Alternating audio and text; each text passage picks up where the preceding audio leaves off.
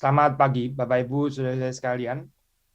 Hari ini, hari Minggu ini adalah menurut kalender gereja, ini adalah Minggu Eksaudi, Minggu Eksaudi, atau itu istilah bahasa Latin kalau diterjemahkan di dalam bahasa Indonesia itu diambil dari Mazmur 27, ayat yang ke-7. Dengarlah seruan yang kusampaikan.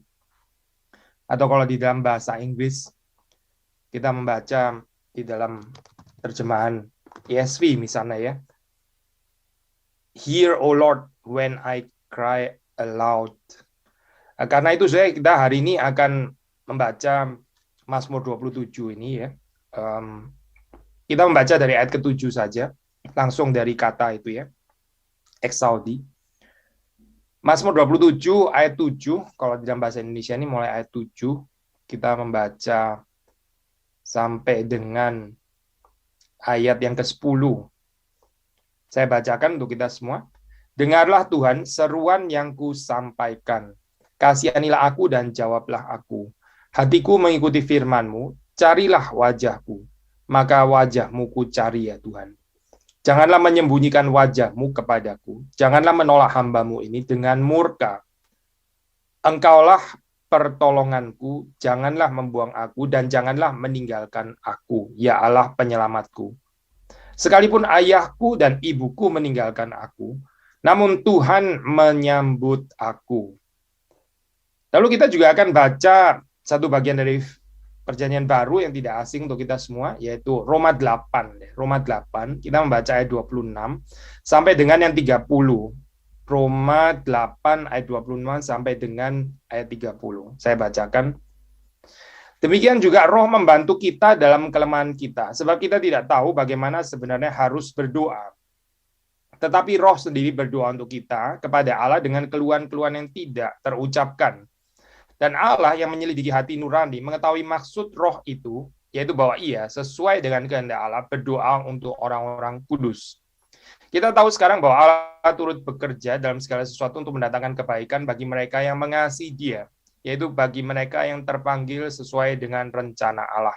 Sebab semua orang yang dipilihnya dari semula, mereka juga ditentukannya dari semula untuk menjadi serupa dengan gambaran anaknya, supaya anaknya itu menjadi yang sulung di antara banyak saudara. Dan mereka yang ditentukannya dari semula, mereka itu juga dipanggilnya. Dan mereka yang dipanggilnya, mereka itu juga dibenarkannya. Dan mereka yang dibenarkannya, mereka itu juga dimuliakannya. Demikian pembacaan firman Tuhan. Mari kita masuk di dalam doa, kita minta pertolongan Tuhan. Tuhan, kami bersyukur hari ini kami sekali lagi boleh datang beribadah kepada Tuhan, dan Engkau memberkati perenungan kami ini. Pimpinlah supaya Engkau memberkati baik hamba-Mu, memberkati setiap daripada kami yang merenungkan bersama-sama.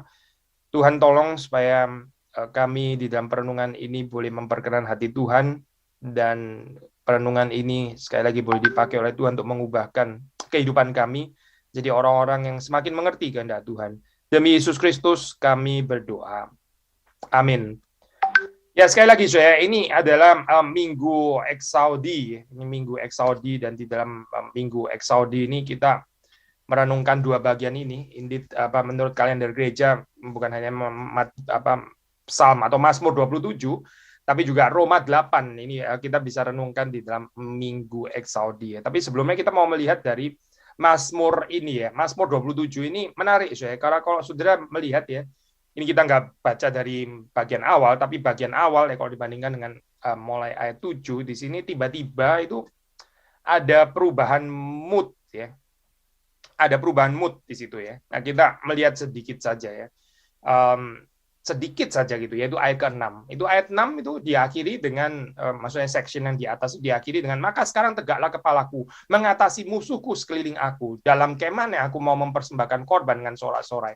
Aku mau menyanyi dan bermazmur bagi Tuhan. Ini sudah mirip seperti kayak ending kan sebetulnya kan ya. Ending dari sebuah mazmur, sudah kalimat triumphant gitu loh, ya. Kalimat iman kan ya. Tapi terus kemudian 7 itu tiba-tiba berbalik kepada seruan ya. Dengarlah Tuhan seruan yang kusampaikan, kasihanilah aku dan jawablah aku. Loh, kenapa kok balik lagi ke sini gitu ya? Sudah bagus-bagus di dalam confidence ayat yang ke-6 kok jadi balik lagi gitu.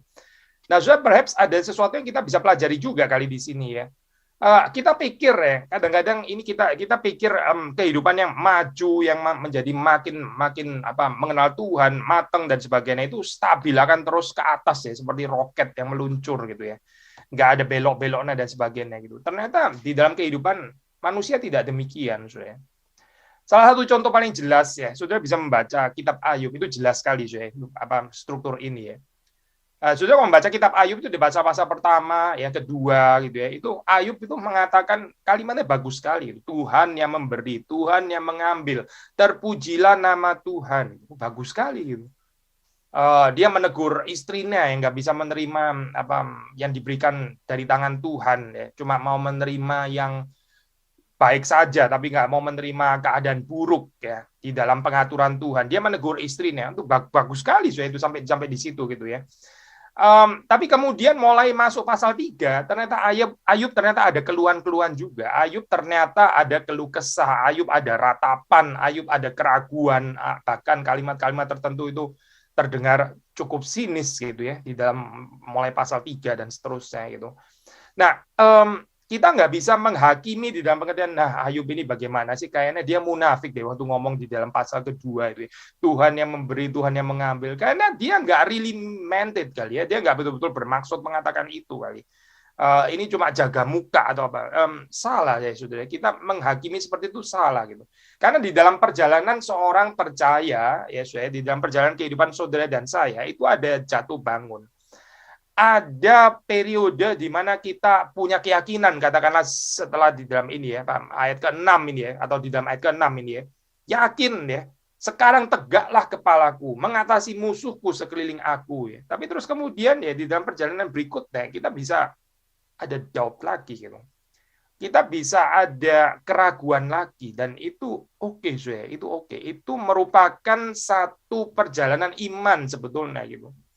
Malah nggak realistis kalau iman itu digambarkan sebagai nggak ada lagi keraguan, kekecewaan, pertanyaan, dan sebagainya. Purely steril gitu misalnya ya.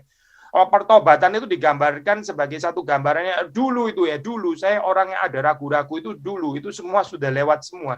Sekarang saya nggak pernah ada lagi pertanyaan ragu-ragu, saya sudah mantap sekali dan sebagainya. Nggak pernah lagi ada ini apa keraguan-raguan di dalam kehidupan kita. Well, kayaknya kerohaniannya pemazmur nggak sebagus saudara ya sepertinya gitu.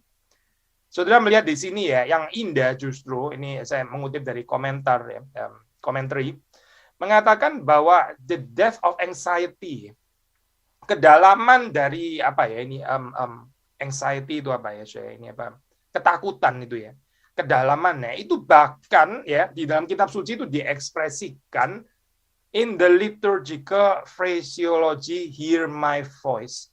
Ini bahkan diekspresikan secara liturgis, sudah. Ini dimasukkan di dalam liturgis ya. Lalu apa ini ya fraseologinya? Fraseologinya ini hear my voice ini ya, dengarlah seruan yang kusampaikan ya. Ternyata ini bukan hanya muncul di sini, sudah. Kalau sudah membaca di dalam ya kitab Mazmur, sudah bisa ketemu itu di pasal 4 ya, di pasal 5, pasal 17, pasal 28 ya. Termasuk juga ini ya Pak, kalimat ini ya Pak, kalimat yang lain yang sangat dekat yaitu kasihanilah aku ya. Kasihanilah aku. Ini muncul di beberapa Mazmur dan bukan hanya di sini, sudah bisa mendapati di Mazmur pasal 6, Mazmur pasal 26, Mazmur pasal 57. Termasuk juga kalimat ini ya Pak, janganlah menyembunyikan wajahmu, maaf ya. Jangan menyembunyikan wajahmu. Ya, jadi ini ya saya kalimat-kalimat ini ya, ini masuk secara liturgis itu. Artinya apa, saya harap saudara masih ingat ya, kita pernah membahas ya, ini apa saya, pentingnya liturgi ya, saudara masih ingat ya, itu apa dimulai dengan Pak Jetro yang membahas ini ya tentang apa itu liturgi yang salah, liturgi dunia ini gitu, liturgi mall dan sebagainya. Kita mengambil dari ini ya, inspirasi dari James K. Smith ya. Lalu saya melanjutkan dengan elemen-elemen liturgi mulai dari saat teduh dan seterusnya sampai kepada doa berkat gitu. Kita sudah menyelesaikan semua ini dan sekali lagi ya kalau boleh mengulang ini tesisnya adalah liturgi ini bukan cuma sekedar urut-urutan di dalam kebaktian hanya sekedar supaya kacau, bukan. Tapi ini adalah a way of life ya, yang kita nyatakan waktu kita beribadah. Kita mengatakan narasi kehidupan kita itu harusnya dikuasai oleh liturgi nih. Ini bukan cuma liturgi apa ya, liturgi kebaktian hari Minggu, tapi ini juga ada liturgi kehidupan ya, liturgi kehidupan. Nah ini saya sekarang itu gerakannya kan dari liturgi kepada kehidupan gitu ya. Tapi juga gerakan sebelum sebaliknya itu juga betul saya. Kalau kita adalah orang-orang ya yang berseru kepada Tuhan di dalam keseharian kita, maka ini juga boleh dituangkan di dalam liturgical phraseology itu tadi gitu. Ini boleh masuk ke dalam liturgi. Mau menyatakan apa saya? Mengatakan bahwa inilah kehidupan orang Kristen. Kehidupan orang Kristen itu ada doubt di tengah-tengah. Gitu. Sekali lagi ya saya, kehidupan orang Kristen itu bukan tanpa doubt, bukan tanpa seruan ini, bukan tanpa ketersesakan di mana terus kemudian dia memanggil Allah. Bukan tanpa itu saya. Tanpa itu ya nggak realistis. By the way, mungkin deh kalau sudah boleh melihat di sini ya, ini kan tadi kita sudah mengatakan ada semacam keanehan, sudah confidence, sudah tegak kepalanya, kok jadi ragu-ragu lagi dari ayat 6 ke ayat 7 gitu. Tetapi gini ya, sudah perhatikan ya, ini kan ayat 6 ini, maka sekarang tegaklah kepalaku mengatasi musuhku sekeliling aku dalam kemahnya. Perhatikan saya, dalam kemahnya aku mau mempersembahkan korban dengan sorak-sorai. Aku mau menyanyi dan bermazmur bagi Tuhan. Section ini selesai. Section ini menggambarkan bagaimana perjalanan pemazmur ini sampai akhirnya ke dalam kemah. Maksudnya ini masuk kepada ibadah. Ibadah. Nah, terus kemudian di dalam ibadah itu apa? Ya ini ada berseru kepada Tuhan. Jadi nggak kontradiksi sih sebetulnya 6 dan 7. Tadi kita sudah coba menjelaskan ya dengan angle yang lain, pakai kitab Ayub dan sebagainya. Bahwa kita nggak bisa menggambarkan kehidupannya seperti itu kayak skizofrenik. Sudah bagus-bagus ngomong terpujilah Allah, dia memberi, dia mengambil, kok tiba-tiba sekarang jadi mengutuki hari kelahirannya misalnya gitu ya, skizofrenik. Oh bukan skizofrenik, ini gambaran yang realistis di dalam perjalanan kehidupan seorang yang beriman kepada Tuhan. Tadi kita sudah jelaskan pakai angle seperti itu ya. Penjelasan yang lain adalah ya ini saya sampai ayat 6 ini ya, menjelaskan setting in life ya, yaitu di dalam kemah ya, mempersembahkan korban dengan sorak-sorai ya, menyanyi dan bermazmur bagi Tuhan, setting in life ya, sits im Leben, seperti itu ya. Lalu terus kemudian di dalam kemah ya, apa gitu? Ya ini, dengarlah Tuhan seruan yang kusampaikan. Ini berarti kalimat liturgical, kalimat liturgical. Di dalam liturgi kita ada nggak, ini kalimat seperti ini? Nggak harus persis kalimatnya, tapi ada nggak waktu kita berdoa ya, waktu liturgos mengajak kita untuk berdoa gitu ya, ada nggak, ini kalimat seruan seperti ini ya? Dengarlah Tuhan seruan yang ku sampaikan, kasihanilah aku dan jawablah aku. Ini teriakan seorang yang tertekan, teriakan seorang yang merana, teriakan seorang yang lemah, bukan orang yang kuat iman ya, tapi yang lemah justru, tapi beriman ya, tetap beriman. Mengapa? Karena dia tetap berseru kepada Tuhan. Justru karena dia tetap berseru kepada Tuhan itu menyatakan iman tetap gitu ya. Tapi dia sendiri lemah, dia tahu dia lemah ya, di dalam kesengsaraannya, di dalam keterhimpitannya. Dia berseru kepada Tuhan, dia mencari wajah Tuhan sesuai dengan perintahnya. Sudah membaca di dalam ayat yang ke-8 ya. Hatiku mengikuti firman-Mu, carilah wajahku. Nah, ini penting ya, saya. Banyak orang di dalam doa itu berseru gitu ya. Tapi berseru-seru, orang bisa berseru dari kedagingan ya, bisa saja gitu. Orang bisa berseru dari nafsu, hawa nafsunya sendiri gitu. Ya, Tuhan nggak mendengar. Tapi ini berseru ya, ini adalah berseru sebagai respons Tuhan yang mengundang dia untuk mencari wajahnya. Jadi ini bukan doa dari bawah, di dalam pengertian bahwa ini adalah doa yang inisiatif dari bawah. Ini adalah doa responsif, doa responsif, bukan doa inisiatif. Salah ya, kalau doa inisiatif, apalagi kita ini komunitas reform, kita harusnya sangat kritikal ya, kita harusnya sangat peka ya, dengan doa yang inisiatif ya, dan bukan doa responsif. Karena kita selalu menekankan inisiasi itu kan dari Tuhan. Saudara kembali mendapati dalam bagian ini ya.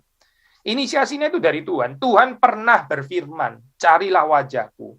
Maka di sini pemazmur berseru kepada Tuhan. Dengarlah Tuhan seruan yang kusampaikan. Mengapa? Karena dia pernah mendengar firman, undangan dari Tuhan yang mengatakan, carilah wajahku. Ya, maka dia berseru kepada Tuhan. Maka dia minta Tuhan mendengar dia. Maka dalam ayat 8b dikatakan, maka dia mencari wajah Tuhan sesuai dengan firman yang pernah dia dengar itu. Dan saudara, berapa banyak doa kita itu adalah respons terhadap firman. Dan bukan hanya sekedar mengatakan kebutuhan-kebutuhan kita gitu. Ini ada dua hal yang berbeda ya, saudara. Dua hal yang berbeda gitu. Berapa banyak ya doa kita itu merupakan respons dari kekayaan firman, ya, kekayaan undangan Tuhan yang pernah diberikan kepada kita. Lalu kita meresponsnya di dalam doa. Tentu dengan juga ini ya Pak, melibatkan kebutuhan kita gitu. Tapi ada bedanya saya. Orang yang mengatakan kebutuhannya yang nggak ingat sama sekali dengan undangan Tuhan gitu ya. Tuhan, saya perlu ini, saya perlu ini, saya perlu ini kritik Tuhan, saya perlu ini dan sebagainya gitu ya. Tolong Tuhan dan sebagainya. Tapi dia nggak ingat sama sekali yang undangan Tuhan, nggak ada undangan Tuhannya di dalam doanya itu. Sudah bisa belajar sesuatu kan di sini ya dari pemazmur. Hatiku mengikuti firman-Mu, carilah wajah-Ku, maka wajah-Mu ku cari ya Tuhan. Jadi doa ini sendiri sebetulnya adalah menggenapi undangan Tuhan yang memerintahkan kepada kita untuk mencari wajah-Nya. Maka wajah-Mu ku cari ya Tuhan. Jangan menyembunyikan wajah-Mu kepadaku, jangan menolak hamba-Mu ini dengan murka. Ya. Perhatikan di sini ya, saudara. Meskipun mengalami murka, ya, tapi dia tidak berhenti berseru kepada Tuhan. Nah, saudara, ini mengingatkan kita kepada Yesus Kristus ya. Waktu di atas kayu salib ya, dia mengalami murka Allah dan dia berseru juga. Dia berseru, Allahku, Allahku. Tetap ada seruan, meskipun konteksnya berbeda ya. Tentu ini di dalam menanggung kutukan dosa ya. Kita bukan di dalam pengertian seperti itu ya. Kita nggak akan pernah ya sampai di dalam mengalami neraka seperti Yesus Kristus di atas kayu salib seperti itu ya. Tidak gitu. Tetapi ada kemiripan di dalam pengertian, di dalam keadaan seperti itu pun dia merelasikan dirinya itu dengan Allah Bapa. Nah, apalagi saudara dan saya di sini ya, kita harusnya itu kita yang lebih lagi membutuhkan Allah di dalam keadaan seperti ini ya. Waktu kita mengalami ini ya, murka Allah ya, jangan melarikan diri. Jangan terus karena mengalami murka Allah terus kemudian malah menjauhkan diri dari dari hadirat Allah. Lebih celaka lagi, terus kemudian orang bisa masuk mungkin ke dalam false peace ya, damai yang palsu. Ada orang yang seperti nggak diganggu lagi ya. Sebetulnya kalau kita masih dihardik oleh Tuhan ya, kalau Tuhan itu masih marah kepada kita, itu berarti dia itu sayang kepada kita. Kalau Tuhan sudah nggak peduli lagi gitu ya, kita salah pun dia juga nggak marah, nggak ada teguran ya, nggak ada disiplin dan sebagainya. Ya berarti kita sudah dilepas itu. Berarti ini adalah anak-anak binasa. Itu menakutkan loh saya. Keadaan seperti itu ya. Ini yang saya bilang tadi false peace ya. Ada orang itu hidupnya seperti kayak nyaman-nyaman saja, santai-santai saja gitu ya, kayak nggak terlalu ada kesulitan ya, seperti kayak nggak ya mujur terus dan sebagainya. Ini bukan ini ya, saya bukan anti kemujuran atau anti kenyamanan, bukan itu poin saya.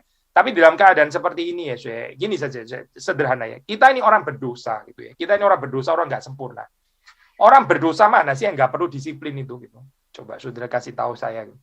Ada nggak ya orang berdosa yang saking smooth ya pengikutannya kepada Tuhan sampai nggak perlu disiplin sama sekali? Kan agak nggak realistik ya, saya. Nggak realistik loh saya gambaran itu. Gitu. Sudah melihat orang-orang terbaik di dalam kitab suci pun seperti Paulus tetap ada duri di dalam daging. Ya berarti itu ada semacam pembentukan ya disiplin yang Paulus harus lalui. Gitu. Paulus sendiri mengatakan supaya aku tidak memegahkan diri. Tuhan taruh duri di dalam daging gitu. Nah, ini kan berarti disiplin kan ya. Karena apa? Ya karena dia fallen itu, karena dia adalah orang yang berdosa, punya kecenderungan untuk memegahkan diri, maka dikasih duri di dalam daging. Nah, ini karena Tuhan mengasihi dia kan, justru maka ada duri di dalam daging. Ya, sudah bisa membaca di dalam surat Paulus di situ ya. Nah, sama di sini ya, Saudara. Kita mengatakan ini ya, waktu Tuhan murka ya, itu berarti menyatakan undangan cinta kasihnya bagi kita untuk bertobat. Dan untuk semakin lagi mencari wajahnya. Bukan untuk kecewa terhadap Tuhan, ya bukan gitu. Kita boleh saja kecewa terhadap manusia gitu mungkin ya, karena kita mungkin pengharapannya salah terlalu tinggi. Tapi kita nggak boleh kecewa kepada Tuhan. Kalau kita sudah kecewa kepada Tuhan, terus datang kepada siapa lagi? Gitu. Datang kepada diri saudara sendiri. Kita mau kemana kalau kita sudah kecewa kepada Tuhan? Bahkan diri kita pun itu bisa mengecewakan kita. Kita bisa kecewa sesuai dengan diri kita sendiri. Kita nggak bisa mengharapkan diri sendiri. Tetapi orang yang berharap kepada Tuhan, meskipun di dalam saat ketika Tuhan murka seperti di sini ya, dia tetap mencari ini ya, intimate relationship dengan Allah. Dia mencari wajahnya, terus mengejar Allah. Meskipun seperti Yakub ya, akhirnya sampai dipukul ini apa pangkal pahanya sampai dia terpelecok gitu. Dia tetap mengejar Allah. Sudah diundang ya di dalam keraguan kita, kekecewaan kita ya, di dalam keadaan di mana kita hopeless sekalipun ya, itu kita mencari wajah Allah. Sudah, orang yang mencari wajah Allah itu kehidupannya itu bebas. Bebas dari apa, Soe? Bebas dari mencari wajah manusia atau wajah-wajah yang lain gitu. Kalau kita nggak mencari wajah Allah, ya, kita akan cenderung mencari wajah manusia. Maksudnya apa, Soe? Kita cari dukungan. Kita cari dukungan orang-orang yang terus kemudian mendukung kita, ya, sepihak dengan kita dan sebagainya. Ini gambaran kekanak-kanakan, Soe. Ini gambaran orang yang tidak bertumbuh sebetulnya gitu. Orang yang nggak bertumbuh. Tapi orang yang bertumbuh, Soe, dia akan mencari wajah Tuhan, ya.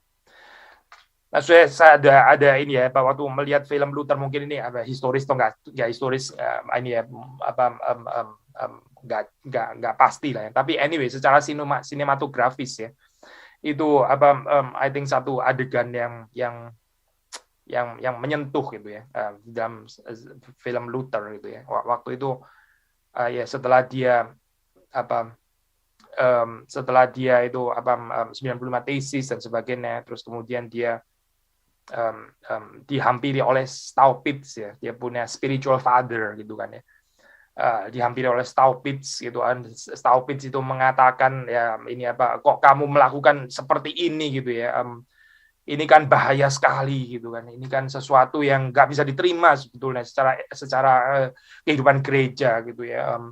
Dan sampai akhirnya terus kemudian akhir cerita gitu ya, again ini nggak tahu ya saya perkataannya apakah juga historis dari Staupitz, but anyway secara sinematografi itu menarik sekali gitu. Staupitz mengatakan saya nggak bisa lagi menjadi apa pemimpinmu secara institusi gereja gitu ya, but I will still remain, saya akan tetap jadi your spiritual father gitu ya. Terus kemudian dia melakukan satu tindakan simbolis di mana dia melepas Luther gitu ya, seperti kayak tindakan apa mengekskomunikasi gitu ya, dia tidak lagi di dalam institusi ini, tapi Staupitz masih mengatakan ini ya, tapi saya tetap akan remain your spiritual father. Terus kemudian setelah itu Staupitz meninggalkan Luther. Terus kemudian ada satu kalimat ini ya, satu kalimat yang keluar dari mulutnya Luther ya. Well then I suppose I'm alone again. Kayaknya saya sendiri lagi deh sekarang gitu. Saya sekarang sendiri. Kalimat yang sangat menyentuh ya, Syekh. Saya nggak tahu saudara di dalam kehidupan ada mengalami saat-saat seperti ini, di mana saudara merasa kok nggak ada yang ngerti gitu ya. Saudara merasa sendiri, saudara merasa tersendiri. Saudara nggak tahu ya, masih pergi kemana gitu, nowhere to go. Tetapi Syekh, pemazmur ini mengatakan kalimat yang indah di sini ya. Ini kalimat yang menakutkan sebetulnya, tapi juga sekaligus kalimat yang indah. Pemazmur mengatakan, sekalipun ayahku dan ibuku meninggalkan aku, namun Tuhan menyambut aku. Sekalipun ayahku dan ibuku meninggalkan aku, namun Tuhan menyambut aku. Ayah dan ibu itu sudah yang harusnya paling mengerti kita kan, ya. Lebih daripada sahabat ya, lebih daripada siblings, lebih daripada saudara. Saudara bisa, ada mungkin kita sama saudara kadang-kadang bisa nggak cocok ya, bisa bertengkar dan sebagainya. Tapi ayah dan ibu itu adalah sosok yang seharusnya itu paling mengerti anaknya kan ya, paling sayang kepada anaknya. Pemazmur mengatakan, sekalipun ya, seandainya pun ayah dan ibu meninggalkan aku, sekalipun Tuhan itu tetap menyambut aku. Jadi poinnya apa ya, Syekh? Poinnya adalah kasih Tuhan. Cinta kasih Tuhan, kepedulian kepada saudara dan saya, itu melampaui cinta kasih orang tua bahkan. Cinta kasih orang tua itu nggak pernah diragukan ya di dalam hal ini ya. Mereka itu berkorban untuk anak-anaknya. Tetapi ini tetap nggak comparable dibandingkan dengan cinta kasih Allah, cinta kasih Tuhan. Ada saat-saat di mana kita mungkin merasa sendiri gitu ya. Mungkin terus kemudian, aduh saya juga nggak kepingin ngomong sama siapapun, saya sendiri saja.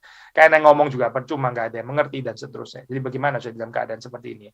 Di dalam keadaan seperti ini ya, carilah wajah Tuhan. Itu yang membuat saudara dan saya bertumbuh sih sebetulnya. Itu yang membuat kita itu makin mature ya di dalam Tuhan. Karena kita lebih bergantung kepada Tuhan. Karena kita lebih berseru justru ya. Karena kita lebih berharap kepada Tuhan. Exaudi ya. Dengarlah Tuhan seruanku ya. Exaudi. Itu yang membuat kita bertumbuh ya. Nah, sudah melihat di dalam bagian ini ya, ini bisa dikaitkan dengan Roma 8 tadi di dalam pengertian apa ya? Kita melihat Roma 8 ya, Roma 8 itu dikatakan bahwa Roh membantu kita dalam kelemahan kita. Sebab kita tidak tahu bagaimana sebenarnya harus berdoa. Exaudi itu kan seruan di dalam doa kan. Jaminannya apa ya? Tuhan itu mendengarkan kita. Kenapa Tuhan mesti menjawab kita ya? Maka saudara mendapati di dalam Roma pasal 8 ayat 26. Karena yang membantu kita di dalam kelemahan kita waktu kita berdoa, itu adalah Roh Kudus. Ini penghiburan yang besar sekali ya, saudara. Waktu kita berseru kepada Tuhan, Tuhan dengarlah seruan yang kusampaikan. Itu Tuhan mendengar kita ya, bukan karena sengsara kita sudah terlalu hebat gitu ya. Terus kemudian Tuhan kayak nggak tega. Memang sih Tuhan compassionate itu betul ya. Tuhan kita adalah Tuhan yang merciful and compassionate betul ya. Tapi saudara jangan pikir saudara dijawab Tuhan karena kesengsaraan sudah terlalu hebat. Maka ya kita seperti ada modal ya untuk menggerakkan Tuhan berdasarkan kesengsaraan kita, ketidakadilan yang kita alami yang sudah sangat keterlaluan ini ya. Dan karena itu Tuhan pasti harus mendengarkan. Bukan di situ alasannya gitu. Apalagi alasan-alasan lain ya, karena saya kan melayani Tuhan ya. Saya kan orang yang cinta Tuhan. Saya kan orang yang saleh, maka waktu saya berseru ya, saya akan didengarkan oleh Tuhan. Bukan itu saya jawabannya, bukan. Kenapa Tuhan mendengarkan kita ya? Tuhan mendengarkan kita kalau menurut Roma 8 adalah karena Roh-Nya sendiri. Roh Allah itulah yang berdoa bagi kita. Yang membantu kita di dalam kelemahan kita. Nah, so kalau kita baca komentari ada perdebatan ya di sini. Kelemahan ini maksudnya apa sih ya? Kelemahan membantu kita dalam kelemahan. Nah, kita bisa bicara kelemahan di dalam pengertian general gitu ya. Kelemahan ya, kita semua ada kelemahan sih. Saudara ada kelemahan, saya juga ada kelemahan. Terus Roh Kudus membantu kita di dalam kelemahan. Ya, general gitu ya. Tapi ada penafsir yang mencoba untuk melihat struktur ini ya, certain kiasme ya, kiasmus. Ini waktu dikatakan Roh membantu ya. Roh itu membantu, itu di dalam ayat yang ke-26 ya. Itu A ya. Lalu terus kemudian di dalam kelemahan kita, itu B gitu ya, itu B. Jadi Roh membantu terus di dalam kelemahan kita ya. Lalu terus kemudian kita melihat lagi, kita tidak tahu bagaimana seharusnya berdoa, itu B aksen gitu. Nah, baru yang A aksen, Roh sendiri berdoa untuk kita kepada Allah dengan keluhan-keluhan yang tidak terucapkan. Jadi sudah melihat kan ya di sini. Kiasmusnya kan ya. Simetri gitu. Mirror image ya. Sekali lagi ya, saya. Roh membantu. Itu Roh membantu itu A. A aksennya adalah Roh sendiri berdoa untuk kita kepada Allah dengan keluhan yang tidak terucapkan. Itu adalah A aksen. Lalu yang di tengahnya itu ya. Di tengahnya itu bicara tentang kelemahan kita, itu B. Nah, lalu terus kemudian B aksennya apa? Ya, kita nggak tahu bagaimana harusnya berdoa. Kalau saudara menerima struktur ini ya, kalau struktur ini kita terima gitu ya, make sense ini struktur gitu ya. Maka saudara melihat di sini kelemahannya itu bicara tentang kelemahan yang khusus ya. Ini bukan kelemahan di dalam pengertian yang general. Tentu nggak salah sih mengatakan secara sistematik teologis kalau Roh Kudus membantu kita di dalam kelemahan di dalam pengertian general ya, nggak salah sih gitu. Memang Roh Kudus membantu kita di dalam kelemahan kita, betul gitu. Tetapi khususnya saya di dalam bagian ini dikatakan kelemahan apa sih? Kelemahan ini saya kita itu nggak tahu bagaimana sebenarnya harus berdoa. Nah, ini saya pikir kita boleh bandingkan juga dengan terjemahan Inggris ya. Di terjemahan Inggris kalau kita baca di sini ya, for we do not know what to pray for as we ought. What to pray for as we ought. Menarik saya ada perbedaan dengan terjemahan bahasa Indonesia. Terjemahan bahasa Indonesia lebih menerjemahkan how ya, bagaimana sebenarnya harus berdoa. Tapi di dalam terjemahan Inggris sebetulnya yang lebih dekat dengan ini ya. Dalam hal ini terjemahan Inggris lebih dekat sih dengan bahasa aslinya ya. Sebetulnya bukan bagaimana, tapi apa ya, apa, what to pray, ya, apa yang seharusnya kita doakan. Bukan cuma bagaimana nih, saya kita nggak mengerti, tapi apa nih, the content of prayer sendiri kita ini nggak mengerti. Nah, alangkah kacau nih, saya kalau doa itu kita isinya salah begitu ya. Tadi kita bilang itu ini apa? Doa yang berseru sih berseru kepada Tuhan, tapi berseru yang dari kedagingan gitu ya. Berseru minta apa pembalasan dendam gitu misalnya, berseru seperti ini, berseru apa ya poinnya gitu. Berseru sih berseru, tapi kontennya apa ya gitu. Isi daripada doa itu apa gitu. Nah, Alkitab itu mengatakan bahwa kita ini lemah ya. Kita itu nggak tahu apa yang harus kita katakan di dalam doa kita. Tetapi Roh itu dia sendiri berdoa untuk kita kepada Allah dengan keluhan-keluhan yang tidak terucapkan. Jadi ini adalah satu penghiburan gitu ya. Ini satu penghiburan yang besar waktu saudara dan saya itu berseru kepada Tuhan ya. Saudara bukan berseru sendirian gitu. Bahkan ya, sosok utama yang berseru itu adalah Roh Kudus. Roh Kudus itu berdoa kepada Allah dengan keluhan-keluhan yang tidak terucapkan. Dan Allah sendiri dikatakan dalam ayat 27 ya, Roma 8. Allah Bapa sendiri itu menyelidiki hati nurani, mengetahui maksud dari rohnya, mengetahui maksud dari Roh Kudus, yaitu bahwa Roh Kudus sesuai dengan kehendak Allah berdoa untuk orang-orang kudus. Maksudnya apa sih? Doa Roh Kudus itu selalu efektif. Ini penghiburan besar sekali. Doa saudara dan saya itu nggak selalu efektif. Kita ada doa-doa yang nggak didengar, nggak dijawab oleh Tuhan. Kita ada doa-doa yang salah. Yakobus mengatakan kamu tidak menerima apa yang kamu doakan, karena kamu berdoa dikuasai oleh hawa nafsu. Yang nggak Tuhan nggak mendengarkan pasti gitu ya. Karena apa? Ya karena ini Roh Kudus nggak ikut berdoa. Roh Kudus bukan yang utama yang berdoa di sini, tapi kita berdoa dari diri kita sendiri. Gitu. Sekali lagi ya, saudara, penghiburan ya bagi saudara dan saya, bahkan di dalam seruan kita ya, Exaudi, sekali lagi ini minggu Exaudi gitu. Penghiburannya adalah Roh Kudus ini terus-menerus ya, ini seperti Yesus Kristus berdoa bagi saudara dan saya. Kita seringkali nggak sadar ya, di dalam kehidupan ini ya, kita masih bisa datang ke gereja, kita masih bisa setia, kita masih bisa mengampuni, ya, kita masih bisa mengasihi, kita masih bisa melayani, ya, dan seterusnya dan seterusnya. Itu karena ada Roh Kudus yang terus-menerus berdoa bagi saudara dan saya. Dia constantly, ya, itu intercedes bagi kita. Kita seringkali nggak sadar ya, kita seringkali anggap ini sebagai sesuatu yang taken for granted atau otomatis atau apa gitu ya. Tapi tidak, ya. Ini adalah satu berkat yang besar. Dan kalau kita mengerti ini, ya, kita akan lebih ter-encourage ya, lebih apa ya, terdorong ya di dalam kehidupan kita. Ini untuk berseru kepada Tuhan. Sekali lagi ya, saya, ini salah satu pencobaan di dalam kehidupan kita adalah kita baru berseru kepada Tuhan itu waktu kita merasa nggak mampu lagi gitu ya. Ini waktu kita mampu ya, waktu kita mampu itu macam-macam, mampu secara finansial ya. Saudara orang kaya misalnya gitu ya. Mampu secara otak ya. Saudara rasa saudara orang pintar, saudara orang berhikmat dan sebagainya. Saudara rasa nggak perlu nasihat dan seterusnya. Atau mampu secara kesehatan gitu ya. Saudara rasa saudara kuat, saudara rasa kuat secara fisik dan sebagainya. Mampu bisa macam-macam, pengertian mampu itu ya.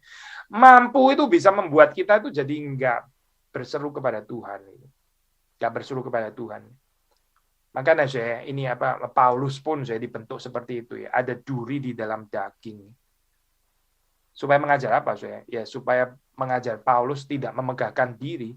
Supaya Paulus belajar untuk terus berseru kepada Tuhan, terus bergantung kepada Tuhan, justru dengan ada duri di dalam daging itu. Saya nggak tahu duri di dalam daging apa di dalam kehidupan saudara gitu ya, dalam hal ini apa. Tapi Tuhan itu membentuk kita, saya. Tuhan itu mau supaya kita itu terus-menerus menjalin hubungan yang makin lama makin intim dengan Tuhan. Satu kehidupan ini ya saya, relasional yang nyata gitu. Dan Orang seharusnya bisa melihat itu, itu terpancar ya waktu kita berkata-kata, waktu kita melihat sesuatu, value kita gitu, apa yang kita treasure di dalam dunia ini ya, itu terpancar semuanya dari relasi dengan Allah yang seperti apa gitu. Relasi dengan Allah yang seperti apa, ya itu akan terpancar di dalam kehidupan kita, di dalam tingkah laku kita, di dalam perkataan kita, semuanya. Sekali lagi, penghiburannya adalah bahwa Roh Kudus terus-menerus berdoa bagi saudara dan saya, sehingga kehendak Allah itu tetap terjadi, ya, dipenuhi di dalam kehidupan kita, meskipun sekalipun kita ini adalah orang-orang yang penuh dengan kelemahan dan ketidakmampuan. Jaminannya itu sekali lagi jaminannya bahwa seruan kita didengar oleh Tuhan.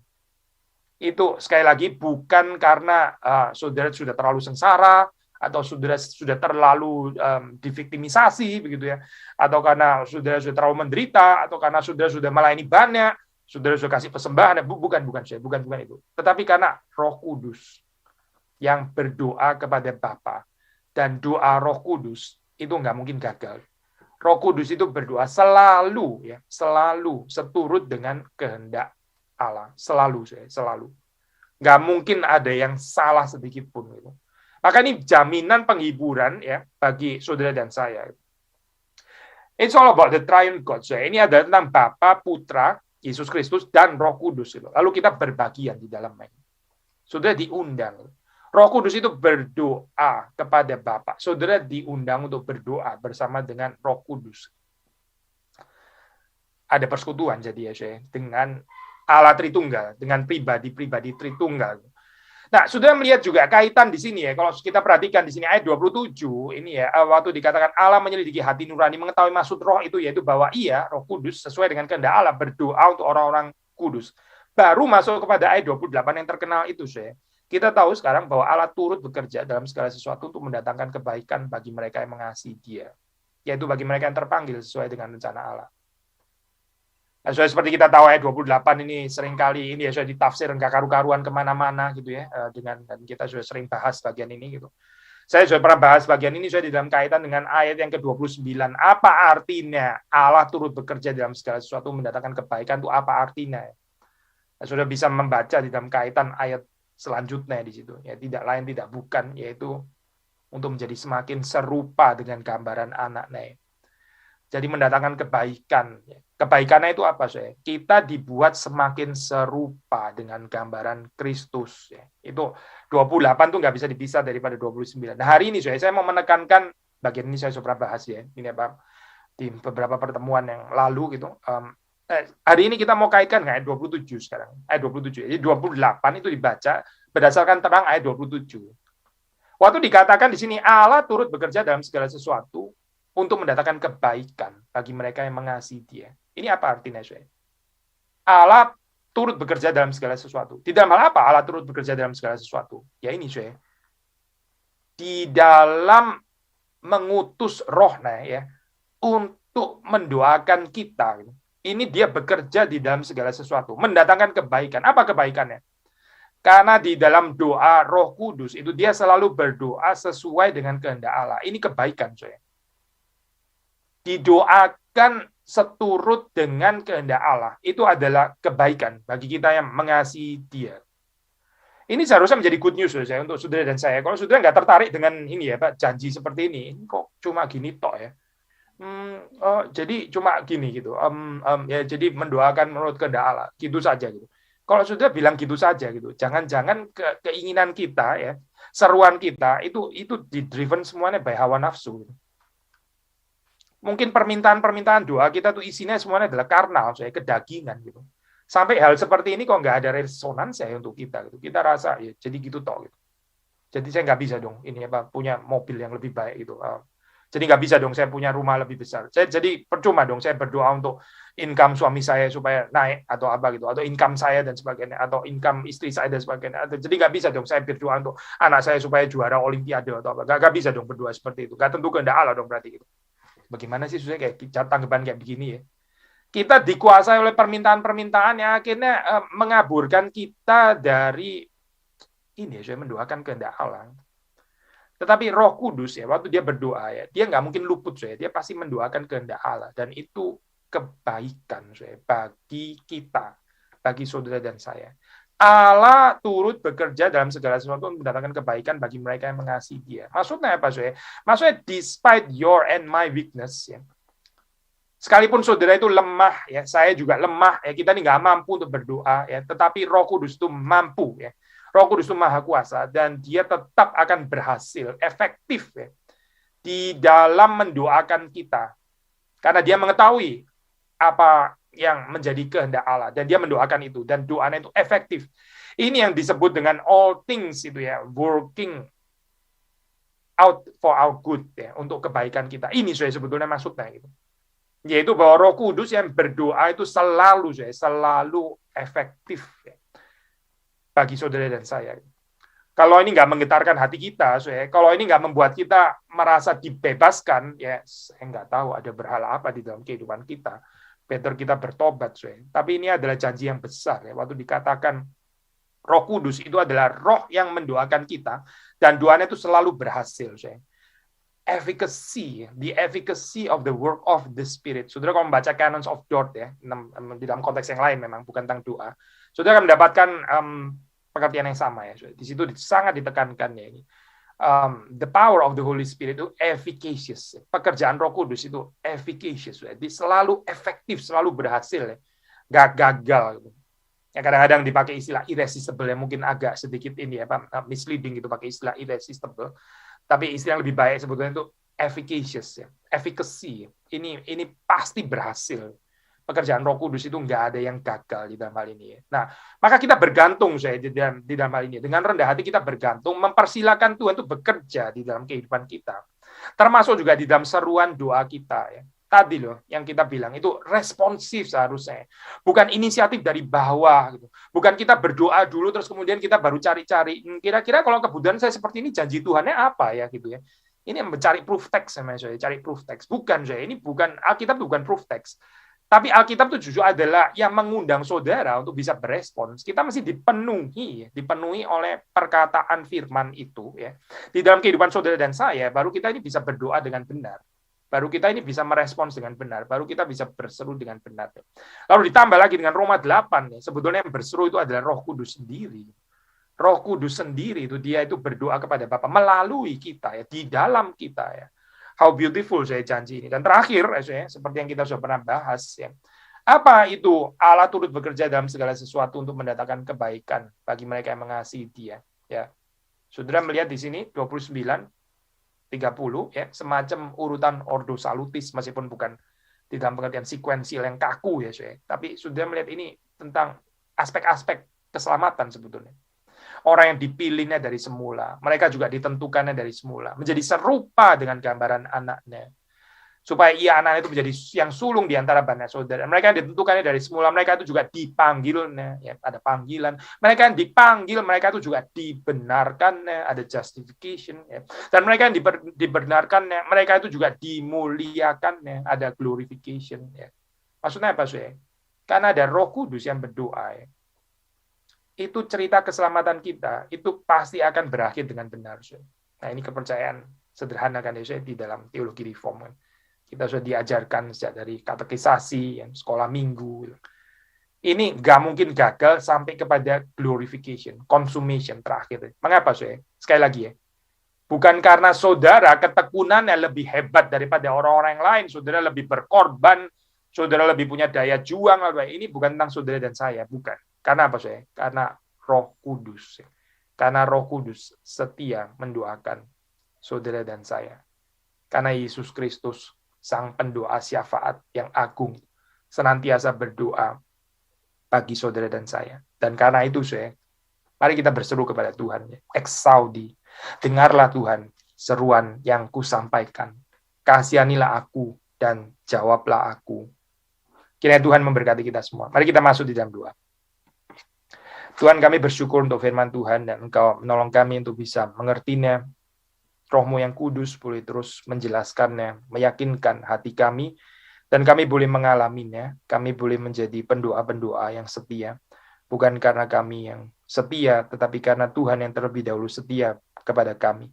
Karena Engkau yang mendoakan kami, dan kami bergantung sepenuhnya kepada Engkau, yang setia di dalam doa yang Engkau naikkan kepada Bapa. Dan kami berdoa supaya kami juga boleh masuk di dalam persekutuan ini. Kami pun boleh menjadi orang-orang yang dengan setia, bergantung, berseru, berharap kepadamu. Kiranya Tuhan memberkati kami. Demi Yesus Kristus, Tuhan Juru Selamat kami. Kami berdoa. Amin.